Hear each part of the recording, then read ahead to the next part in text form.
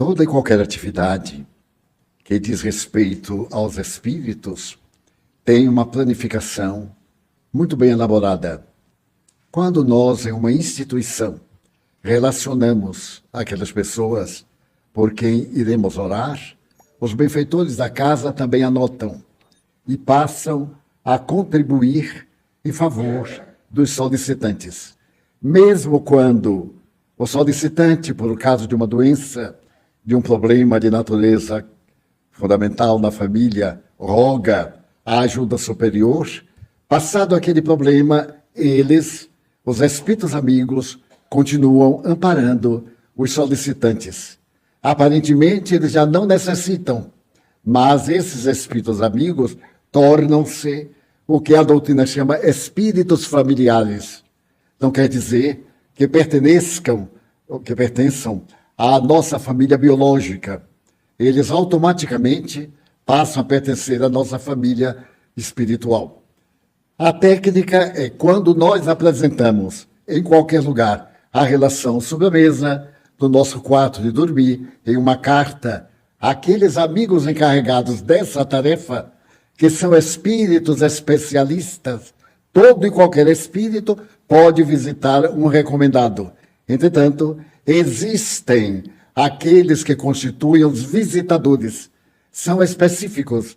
Eles passam, desde esse momento, a acompanhar a pessoa, inspirando ideias felizes, socorrendo e, acima de tudo, contribuindo para o encorajamento diante das provas. Nem sempre eles irão resolver o problema, porque o problema decorre da necessidade evolutiva do sofredor. Mas eles contribuem com resignação, com coragem, diminuem a intensidade. Se for um caso de perseguição de outrem, encarnado ou desencarnado, eles interferem e procuram sempre proteger aqueles que buscam a ajuda divina. Eis porque Jesus recomendava que orássemos uns pelos outros. E no próprio Evangelho está uma frase pequena: pedi e dar-se-vos-á. Pedir é fazer uma oração de solicitação. Qualquer solicitação que fazemos a Deus, esses espíritos anotam e, em nome de Deus, passam a proteger e a socorrer o necessitado. A gênere é uma palavra que se aplica a uma cópia. Por exemplo, nós temos na Bíblia um fato muito curioso de que um profeta de nome Tobias jornadeava predicando a doutrina hebraica. E seu mérito era tanto que, certo dia, um anjo lhe apareceu. E esse anjo o acompanhou durante uma longa temporada, a ponto de ser confundido com uma presença real. Alguns, posteriormente ao nascimento de Jesus, a partir do século III, começaram a afirmar que Jesus não era filho carnal de Maria e de José. Era um agênere. Era um ser que se utilizava das energias e se materializava. Então, o agênere é alguém semelhante, mas apenas na aparência. A sua realidade é primitiva. É muito comum aparecerem em alguns médiuns portadores de muita potência de natureza mediúnica. No século XIX, antes do aparecimento do espiritismo, na França, havia uma jovem que de quando em quando se desdobrava, expressão psicológica. Ela parecia compor um outro corpo. E as alunas viam em plena aula, quando ela, a professora, estava no quadro de giz, e dela se deslocava uma forma absolutamente igual, e às vezes ao jardim. E as alunas ficavam assustadas. Tornou-se célebre, até que mais tarde, estudada pela Universidade da Sorbonne, ficou demonstrado que aquele era um fenômeno de natureza anímica, orgânica. Ela assumia uma posição agênere, não existia fisicamente, era uma aparência. Essa questão no cristianismo é fundamental. Daí aparece aqueles que são de natureza espiritual para Jesus e aqueles que são de natureza física. A partir do século II, se destacaram dois grandes cristãos. Um deles afirmava que Jesus era uma construção mental, da mesma forma que estava numa materialização, como depois da morte, ele pôde voltar com as mesmas características. Agora, ele estava no largo período. E um outro grupo dizia que não. Ele nasceu, teve todas as propriedades. Mais tarde, houve um grande encontro de sacerdotes para poderem debater a questão. Vieram principalmente da África do Norte, das regiões próximas ao Mediterrâneo, da região da Galileia, especialmente da Judeia e etc., aqueles que diziam que Jesus era filho carnal de Maria com José. A problemática é que Maria devia ser uma jovem de 15, 16 anos. José era um viúvo que tinha filhos e contava mais de 60 anos. A Igreja Católica criou um adendo para o matrimônio de José. Ele se casou com ela para ser o guardador da sua virgindade, porque ele havia pertencido ao grupo de grandes pensadores em Jerusalém, e depois de uma cisão em Jerusalém, surgiu um grupo chamado Essênios, que foi viver no deserto, que vivia da castidade, do respeito ao próximo, não se alimentavam das carnes doentes, a carne de porco, como hoje a ciência constata, uma enfermidade cruel, derivada da carne de porco não bem cozida, às vezes mal laçada. Ela leva para o organismo humano um ovo, uma coisa que vai para o cérebro, qualquer parte do corpo, e mata a pessoa. Então, os judeus criaram, na essência da sua religião, essa proibição legal. É religiosa e é civil. Então, as duas correntes se disputavam. E ante a dificuldade de saber qual corrente tinha razão, foi convidado um jovem egípcio que se dedicou à vida cristã. É a história de um grande cristão. Ele então foi ao concílio, e o concílio falava em grego, o que não deixa de ser uma perturbação. Ele não era grego, talvez falasse um pouco pelo hábito. As doutrinas, as línguas básicas eram grego, o latim popular, o latim tradicional e algumas outras que eram dialetos, que não tinham conjugações verbais, eram as formas mais modestas da linguagem. E no momento, ele transferiu do grego para o latim, que ele falava, e fez a seguinte frase: Jesus hombre is. Jesus era um homem. Quando ele quis dizer Jesus hombre erat, ele era um homem, mas não de vida eterna. Era uma aparência, era um agênere. E passou a predominar a doutrina dos agêneres no Espiritismo. Mais tarde, por volta de 1860, foi publicado em Paris um livro, A Revelação da Revelação. Esse livro era publicado por um notário da cidade de Lyon, a mesma cidade de Kardec, e chamava Jean-Baptiste Lamarck. Esse Jean-Baptiste, eu disse Lamarck, confundi, era um admirável pesquisador, Roustin, Jean-Baptiste Roustin. Então nasceu a chamada doutrina rostenguista, dizendo que Jesus não era um corpo físico, era um corpo anímico, um corpo espiritual. É a doutrina dos agêneres, a doutrina rostenguista.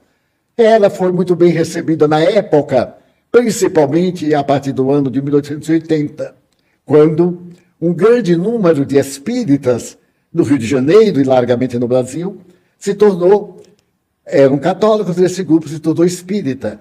Então, para o pudor da época, sexo era uma coisa degradante. E dizer que Maria fez sexo com José era algo humano muito baixo, muito vil. A cultura. Então, eles opinavam, ou preferiam, que ela tivesse tido filho virgem. E colocaram esta complementação do fato, antes, durante e depois do parto.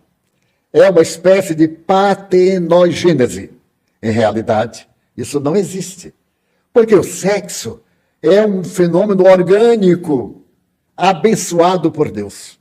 Tão abençoado que é o fenômeno da reprodução da vida. Sem o sexo, na planta, em qualquer vegetal, em qualquer animal, a vida é sexualizada. Existem alguns insetos assexualizados e alguns peixes que modificam de sexo à medida que se desenvolvem. Nascem masculinos e depois de algum tempo se transformam como fenômeno biológico comum. O sexo nada tem a ver com moral. A moral é a prática do sexo. Por exemplo, comer é uma necessidade biológica. Comer como um cavalo é do reino cavalar. E comer para ter um corpinho delicado é contribuir para o organismo, que é uma máquina e que não está preparado para a fome. A pessoa vai ter vários problemas gástricos, vários distúrbios de natureza nervosa, por aquela imposição ao organismo que deixa de receber, digamos, a gasolina 8, a gasolina 28, o óleo 30, é uma máquina. Então, como é a vida sexual? Natural. Se o indivíduo se sente atraído a outro, masculino, feminino, neutro, é um sentimento nobre. A forma, no entanto, de praticar é que lhe dá dignidade ou baixeza, fazendo que nasçam as aberrações sexuais, que são outra coisa. É o mesmo que comer muito. É o mesmo que comer, por exemplo, eu como carne. Essa aí é uma fera. Aí dessa da fase do índio. E outra, eu não posso nem ouvir falar da carne. É uma pureza boba. Na Semana Santa, era tão banal a gente ia comer bacalhau, que aqui no Brasil era barato. Nós, lá em casa, na Semana Santa, comíamos bacalhau assado, bacalhau de moqueca, deixa eu provocar vocês. Bacalhau com leite de coco, azeite de dendê, ovos. Meu Deus, era uma beleza. Não podia comer carne. O Papa depois disse que não precisava nada disso. Era superstição. O que importa é a qualidade do alimento. Outros dizem, eu não como nenhum animal por compaixão. E adoro o corpo do amigo, não é? Nós temos uma compaixão mentirosa. Não come e fica doente. Eu já cansei de ver pessoas absolutamente não carnívoras comendo sanduíche com produtos italianos, mas carnívoras. Então, nós temos a vida normal. Gosta de carne? Coma. Não gosta? Não coma. Não tem nada a ver com moral. Moral não é alimentar. Alimentar é hábito. Um hábito sadio de se alimentar. Então, o Agendere é até hoje uma espécie de biótipo antipático. Então, tudo aquilo que Jesus fez foi aparente. Porque ele era um homem aparente. E esse Jesus eu não aceito. Se ele não sofreu as tentações que eu sofro e aguento, eu sou melhor do que ele. Agora, saber que ele sofreu muito mais do que eu, porque ele era melhor, era mais sensível, era mais nobre, era alguém superior no meio inferior, era um amigo que não tinha amigos, era a gentileza que não era correspondida, era o ser afável que só encontrou gratidão e sorria para o ingrato. E na hora H, olhou para aquela multidão de feras e disse, meu pai, perdoa-os. Eles não sabem o que fazem, são os idiotas. Perdoa, porque eu os perdoo. Quando uma pessoa me faz o mal, eu olho assim e digo, não tem jeito. Eu te perdoo, miserável. Mas devagar, eu já olho assim, coitado, ele está pior do que eu, deixa eu falar. E um dia eu encontro e faço, olá, olá, voltamos a ser amigos. O perdão, diz uma grande instituição religiosa americana, total. Se o indivíduo me fez o mal, eu olho para ele, problema dele. Porque é um psicopata. Como é que a gente pode desejar o mal ao outro? Porque a gente é infeliz. Então, não perca tempo em não perdoar. Você fica doente e o que ele fez o mal fica ótimo. Isso me faz lembrar uma coisa muito engraçada, porque ocorre de tudo. Certo dia que na reunião de sábado, uma pessoa que estava na fila me disse, Divaldo, eu vim lhe pedir uma caridade. Pois não. O senhor é capaz de me fazer a maior caridade da sua vida? Eu digo, eu não sei. Ainda eu não sei o que é. Ele disse o seguinte, amanhã é domingo. é o dia que eu vou à praia. E é o dia da tentação. O senhor pede a Deus para me livrar da tentação? Eu digo, não. Eu peço a Deus para me livrar da praia. Porque é o máximo da falta de vergonha. Ele para a praia se divertir, eu ficar rezando, ai meu Deus, que as mulheres sejam todas aleijadas. Ele só encontra mulher da perna torta. Não, que ele encontre verdadeiras deusas. E olhe para elas e digamos assim, nossa, tá magra demais. Nossa, tá gorda demais. Agora está chique a pessoa ser baleia. Uma baleia de um lado, outra baleia do outro, e o rostinho lindo. A pessoa quando vai baixando desiste. Porque é aquele monstro. Aqui não é do sentido pejorativo, é deformada. Mas é moda, é a última moda. Já estão vendendo, inclusive, quadris de borracha. A pessoa magrinha, sem jeito, sem cintura, chega na loja e diz assim, um par. Aí bota aqui, fica aquela montanha de um lado e a montanha do outro. O homem olha e aquela montanha de plástico, ele diz de jeito nenhum. Então, nós temos que encarar, a vida é real. Nós somos o que somos. A crença é uma constatação. A vida tem um sentido. Qual é o sentido da minha vida? Ser feliz. Para ser feliz, o que fazer? Ter um objetivo essencial. Trabalhar minhas imperfeições. Saber que eu já não sou tão revoltado como antes. Que eu já não reajo. Hoje, eu ajo. Porque quando nós somos jovens, reagimos. Alguém pisa no pé e a gente, então, dá um soco. Se o outro for mais fraco. Se for mais forte, você fala assim, olá, tire sua pata de cima do meu pé. Então, hoje, eu já não reajo. Eu tenho uma experiência, que o sonho da minha vida, quando eu era jovem, era comprar um sapato marrom e branco. Não sei porquê. Hoje eu detesto, mas naquela época, quando eu vi numa loja um sapato marrom e branco, eu achei que era o reino dos céus. Mas o sapato era tão caro que eu desisti na hora. Mas no dia seguinte eu passei de novo para dar uma namoradazinha com o sapato. Aí eu procurei o preço, perguntei ao dono se não fazia batimento, porque nós baianos adoramos pechinchar. Portanto, você sabe, custa 50, mas você leva por 8. Depende de pechinchar. E aí então deu uma pechinchada, se não faria um terço, ele disse não, metade. Ele ficou bem balançado, eu digo, vou baixar um pouco mais. Por fim, combinamos que ele faria X. E eu fiz um cálculo do meu salário, dava. Então, eu disse assim, olha, o senhor compra a prestação. Mas naquele tempo eu comprava a prestação, quem era indigno. Eu não comprava porque meu pai dizia, quem compra a prestação não tem vergonha. Se meu pai tivesse encarnado, ele dizia, quem paga na hora não tem vergonha. Porque a pessoa pergunta logo, em quantas vezes você quer? Eu até digo assim, quanto você acha que eu devo? Porque até eu posso pagar na hora, mas é tão chique. Quantas vezes? Uma gravata, R$600. É um tiro na gente. Mas eu pergunto só de pirraça, quanto custa? R$600. É uma Dior. Ah, me dá aquela vermelha ali, que ela é do Pau da Lima. Mas é tão bonita, é mais barata, não paga imposto. E aí a pessoa pergunta, eu pergunto, quanto é? 10 real. 10 real. Pode dar fazer também 2 vezes. Eu aí digo assim, me dá 2 vezes.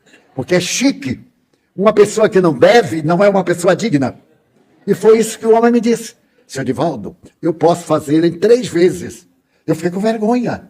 Eu disse assim, 3 vezes? Mas eu não compro a prestação para mim era uma honra. Ele disse, então não tem crédito. Eu disse, como não tem crédito? A gente não sabe se é bom pagador. Olha, que filosofia. Eu agora, mesmo que eu recebo $1 milhão, tenho que comprar uma coisa. Por $3 eu divido em 2, $1,50. Só para ter a chiqueza de descontar. Pois bem, então, por fim, eu fui uma semana toda de namoro, eu comprei um sapato. Era um sapato lindo. Mas eu tinha o sapato, mas não tinha o conjunto. Aí eu comprei uma calça marrom. Eu então imaginei que quando eu vestisse a calça marrom, o sapato marrom e branco, eu ia derrubar a Cidade Baixa, porque eu morava em Itapajipe. Ainda tinha esse detalhe, né? Morava lá na região dos indígenas da Bahia. Então, mais uma calça marrom, daquela de desencarnar no guia, eu não tinha camisa. As minhas camisas eram azuis, eram verdes. Eu fiz um esforço, comprei uma camisa de manga comprida, ainda tinha que comprar a abotoadura. Comprei. Tudo a prestação, é claro. Fui. Aprendi, né? Fui comprando. Meu Deus, o cinto. E mais a colocar o cinto preto no sapato marrom e branco. É uma pessoa sem gosto, melhor amarrar um cordão. Eu aí comprei daquele cinto, 2 cores, que a gente mexe assim, é marrom. Remexe, é preto. Eu digo, oba, comprei 2 cintos no só. Comprei. E no domingo, porque a felicidade da gente, quando tem uma coisa, é matar de pirraça quem não tem. Eu aí me vesti, lá no caminho de areia da Cidade Baixa, me vesti. O bonde era uma tragédia. O ônibus nem se fala, mas tinha. Então eu me vesti bem, coloquei Glostora no cabelo. Glostora era um pó para amansar qualquer cabelo. Então a gente substituía a vaselina simples. Quando eu passei assim, aquele Glostora, o cabelo ficou cacheado, com ondas. Eu digo assim, tô de matar. Aí foi pro ônibus. Quando o ônibus parou, cheio. Sabe como é? Ônibus de fim de linha, cheio. Eu entrei, empurrando um, empurrando o outro. Quando a pessoa teimava, eu olhava para o meu sapato e empurrava mesmo. Imagina. Aí fiquei em pé. O ônibus partiu. Entrou o sujeito moreno, forte. Naquele tempo não tinha academia. Tinha um cais do Porto, que a pessoa trabalhava e ficava atleta. Ele então chegou e empurrou a primeira pessoa. Empurrou a segunda. Eu digo, ele vem pisar no meu pé. Porque pobre é assim. Pobre dá tudo errado. Eu então fiquei no corredor lá no fundo, em pé, e lá veio a montanha. Eu digo, Pai nosso que está do céu, Deus tenha misericórdia. O homem veio, e no ônibus com 60 pessoas, ele pisou no meu pé. Quando aquela montanha pisou no meu pé, as lágrimas me correram. Porque era demais. Eu, pequeno, e aquela montanha, eu cheguei assim, empurrei, e eu olhei para ele e falei, tire sua pata de cima do meu pé. E eu olhei, a pata, parecia uma navalha, rasgou na parte branca. Mais tarde virou uma ferida, porque eu mandei costurar. E aí o sapato rasgou, eu digo, não é possível. Empurrei o homem, e você rasgou meu sapato. Naquele tempo eu dizia umas palavras, mas eu sou miserável.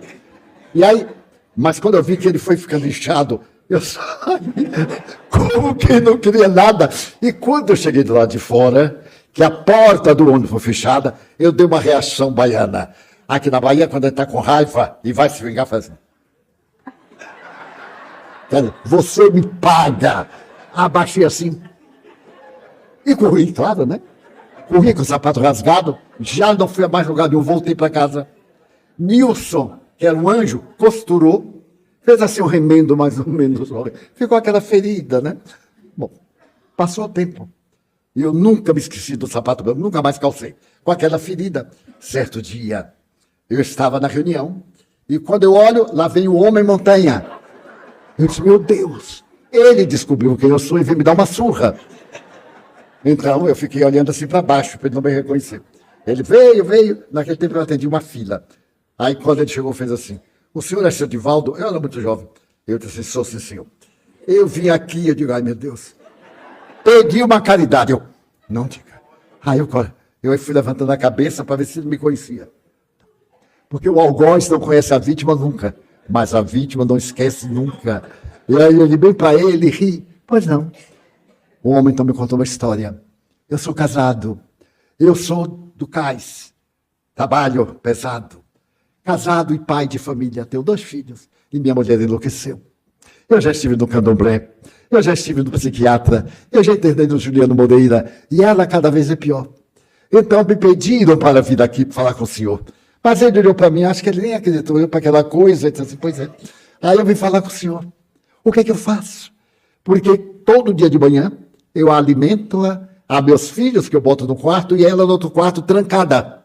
E ela se rasga e fica toda nua. Eu já não aguento mais. Eu ando provocando as pessoas para que alguém me bata, eu possa reagir, ir para a cadeia, e assim eu me vejo livre. Lembrem aí do que eu escapei. Quanta gente reage na gente por um problema de outro. É muito comum. Alguém nos dá uma estupidez, mas que é isso? Mas a questão começou antes. Bom, então eu vim pedir ao senhor. Eu disse, pois não. O senhor senta aí, quando terminar a reunião, vai demorar um pouco. Eu vou atender muita gente. Aí eu vou com o senhor. Nós fomos em São Caetano. Chegamos 1h da manhã, mais ou menos. Na hora que ele meteu a chave na fechadura, lá de dentro ele gritou, quem é esse sujeito que está com você? Eu digo, está provado que é o obsessor. Como é que ela vai saber? Então entramos, eu pedi que ele a embrulhasse no cobertor Dorme Bem.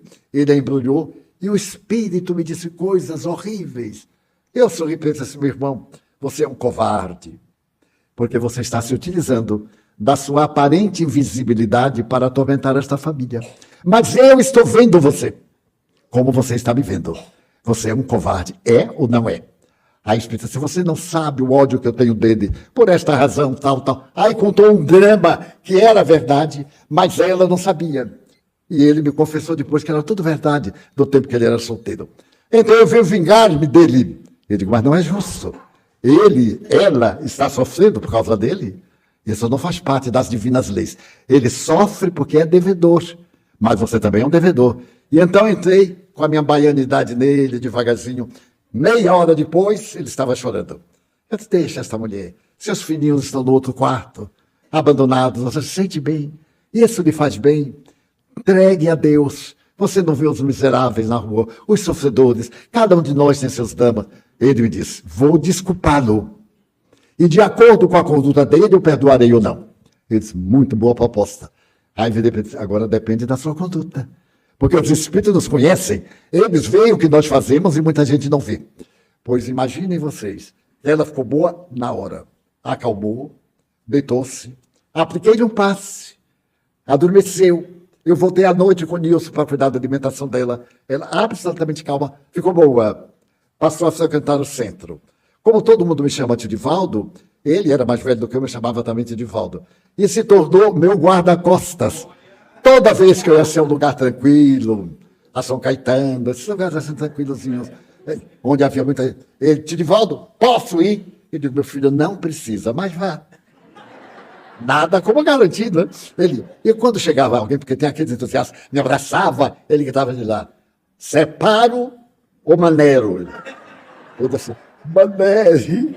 Quando é um dia, eu estava assim com uma pessoa um pouco perturbada, me agarrou e me apertou. Eu digo, esse aqui vai me quebrar. E ele disse assim, tio, maneira. Eu digo, nada de maneira. Negativo. Ele veio para o homem, quase que levou meu paletó. E se tornou um amigo querido, graças ao meu sapato marrom. Se alguém tiver sapato marrom e quiser me oferecer, eu agradeço. Não quero sapato marrom na minha vida. Então, são os fatos que acontecem e que dependem muito das circunstâncias. Amar. O sentido da vida é amar. Em uma bela mensagem recebida por Chico Xavier, um espírito que é considerado santo em Portugal disse que antes e depois do amor não houve a criação, porque Deus é amor. O ódio é o amor que enlouqueceu. A inveja é o amor do preguiçoso. E então ele vai declinando que toda e qualquer virtude é uma expressão do amor na sua forma primitiva, aselvajada, civilizada, terna, até o sacrifício da abnegação.